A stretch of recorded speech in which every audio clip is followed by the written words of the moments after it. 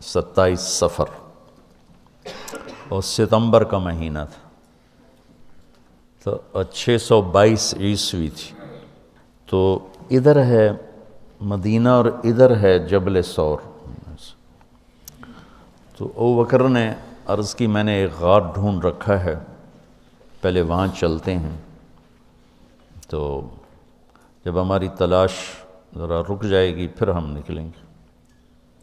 تو اللہ کے نبی پنجوں کے بل چل رہے تھے، پنجوں کے بل،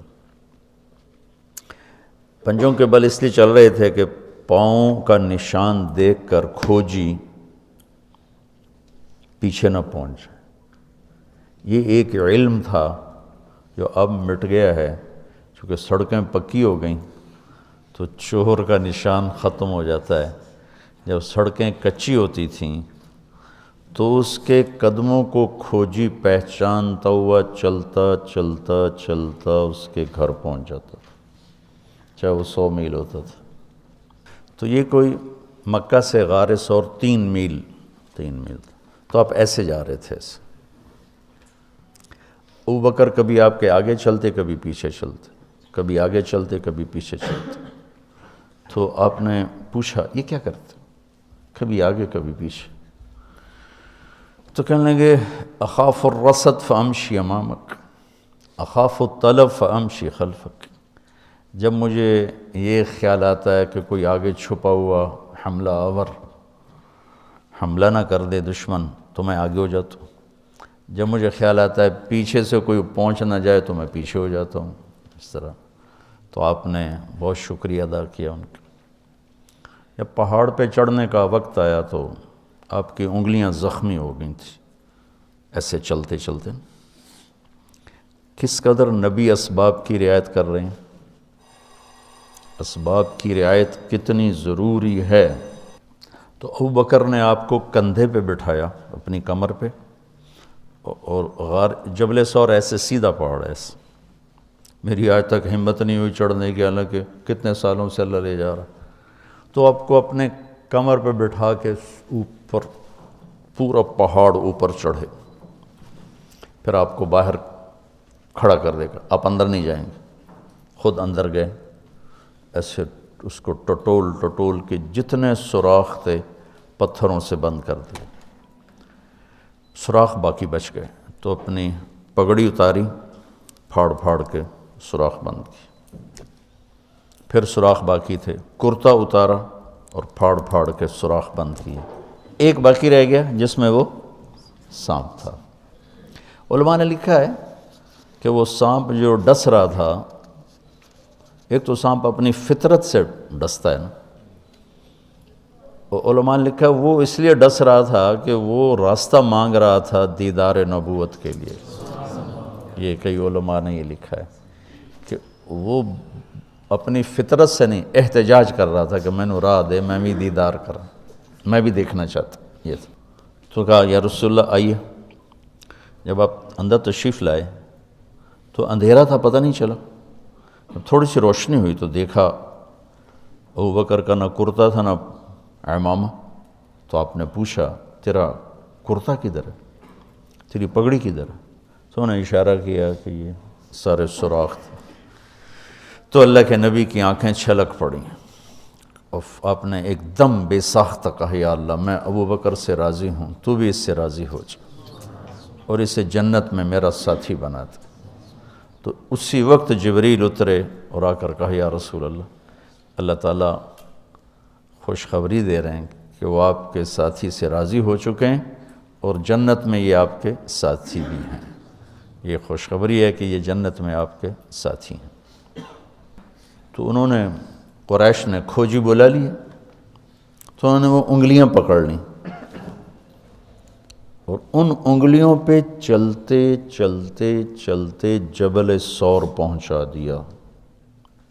تو اللہ نے ان کے آنے سے پہلے، غار کا دہانہ بڑا ہے، ایک بیل ہو گیا، اس کے بیچ میں مکڑیوں نے جالے پھیلا دیے، ایک کبوتری نے تن کے رکھ کے انڈے دے دی۔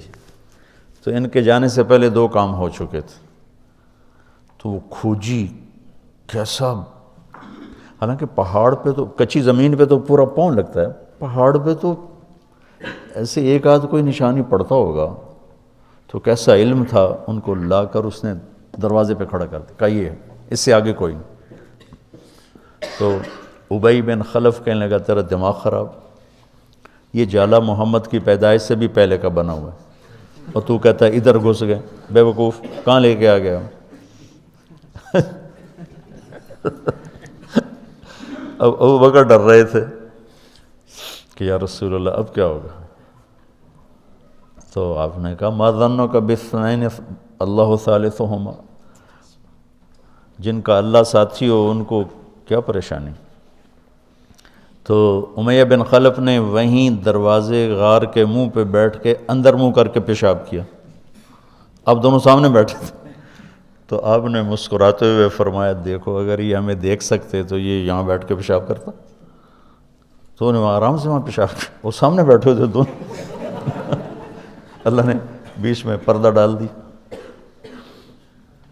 قرآن ابوبکر صدیق کے اندر کے جذبے کو بتاتا ہے، لا تحزن لا تحزن۔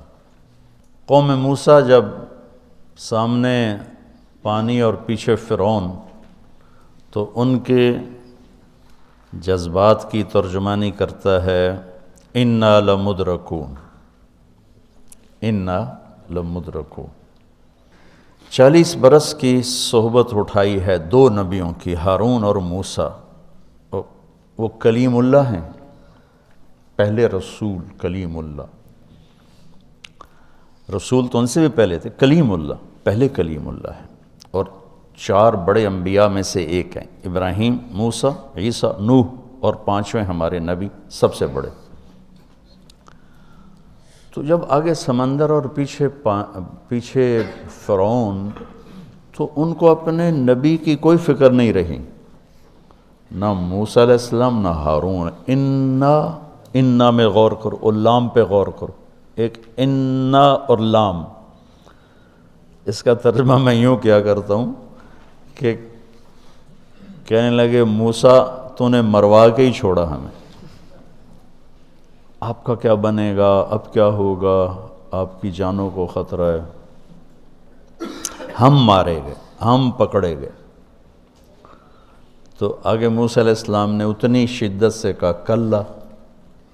کلا کا ترجمہ میں یوں کیا کرتا ہوں کہ ہو تسی اسے لیک کہ یا تسی پانی ڈوب جاؤ یا تو فرعون لتر مارے، لیکن ان معی ربی، میرا رب میرے ساتھ ہے، مجھے بچائے گا تو میری تو فعل تم بھی بچو گے۔